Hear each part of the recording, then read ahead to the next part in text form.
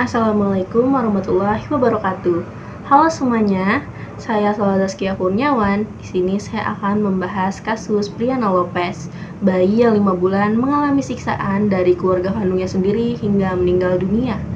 Di sini saya akan membahas kronologi kejadian, solusi, upaya penyelesaian masalah, jenis konflik, teori sosiologi, dan kenapa kasus Brianna Lopez ini bisa termasuk ke dalam konflik kekerasan.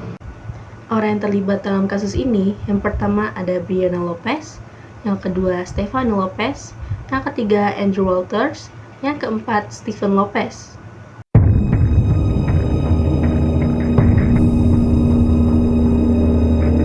Brianna Lopez lahir pada 14 Februari 2002 di New Mexico. Orang tuanya bernama Andrew Walters, 21 tahun, dan Stephanie Lopez, 19 tahun. Ketiganya tinggal di sebuah rumah bersama saudara kembar Stephanie yang bernama Stephen Lopez. Namun, pada tanggal 19 Juli 2002, Stephanie menelpon emergency dan mengabari bahwa anaknya tak sadarkan diri setelah terjatuh dari kursi. Hingga akhirnya pihak medis pun segera datang dan mengevakuasi Brianna ke rumah sakit. Namun, sayangnya nyawa Brianna tak tertolong. Pihak rumah sakit menyadari ada sesuatu yang janggal pada tubuh Brianna. Tubuh bayi kecil itu dipenuhi oleh luka lebam dan bekas gigitan yang tersebar di area kepala, lengan, kaki, dan juga badan. Selain itu, melalui otopsi, diketahui Brianna mengalami geger otak, patah tulang rusuk, patah tangan, dan patah tulang kaki. Pihak rumah sakit segera meminta kepolisian untuk menyelidiki, hingga akhirnya kenyataan mengerikan itu terkuak. Ibu, ayah, dan pamannya tidak pernah merawatnya sebagaimana keluarga merawat seorang bayi. Andrew dan Stephen bahkan sering melakukan kekerasan terhadap Brianna. Bahkan malam sebelum kematiannya, Brianna dijadikan objek permainan oleh ayah dan pamannya sendiri. Kedua orang itu melempar Brianna ke langit-langit ruangan tanpa benar-benar berniat untuk menangkap Brianna. Brianna berkali-kali menghantam plafon hingga kemudian mendarat keras ke lantai dari ketinggian. Ibu kandungnya Brianna juga tak ada bedanya. Luka gigitan yang begitu dalam dan kuat pada tubuh bayi kecil itu adalah ulah dari ibunya sendiri. Stephanie akan menggigit kulit bayi itu sekuat tenaga ketika Brianna menangis. Yang lebih mengejutkan lagi, Andrew dan Stephen bahkan pernah melakukan kekerasan seksual kepada Brianna.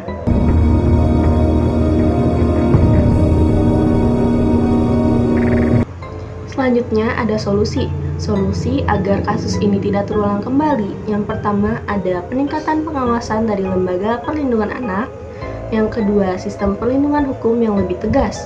Hukuman bagi pelaku kekerasan terhadap anak harus lebih berat agar memberikan efek jera. Yang ketiga, dukungan psikologi dan sosial bagi keluarga. Banyak kasus kekerasan terhadap anak yang terjadi karena faktor kemiskinan, stres, atau masalah mental orang tua. Bantuan layanan kesehatan mental dan dukungan sosial bisa membantu mencegah kekerasan.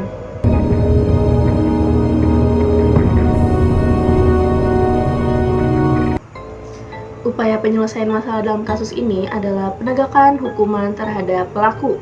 Andrew Walters dihukum 63 tahun penjara atas tuduhan pelecehan seksual dan penyiksaan yang menyebabkan kematian. Stephanie Lopez dihukum 27 tahun penjara atas tuduhan penyiksaan yang menyebabkan kematian. Stephen Lopez dihukum 51 tahun penjara atas tuduhan penyiksaan yang menyebabkan kematian.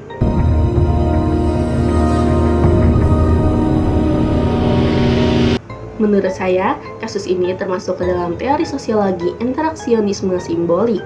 Teori ini berfokus pada interaksi sosial dan makna yang diberikan individu dalam konteks sosial.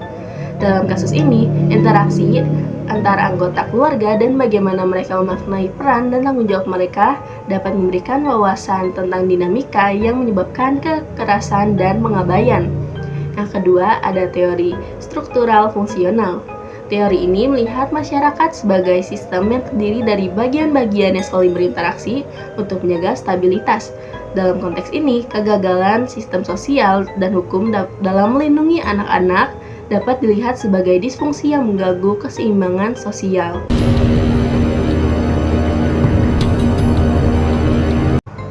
Konflik dalam kasus ini termasuk ke dalam konflik keluarga, karena terdapat dinamika kekerasan dan pengabaian dalam lingkungan keluarga yang menciptakan ketegangan dan penderitaan.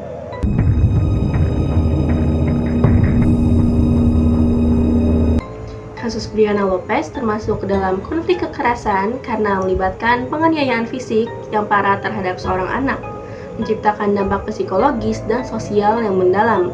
Tindakan kekerasan ini menunjukkan pelanggaran hak asasi manusia dan mencerminkan masalah yang lebih besar dalam perlindungan anak.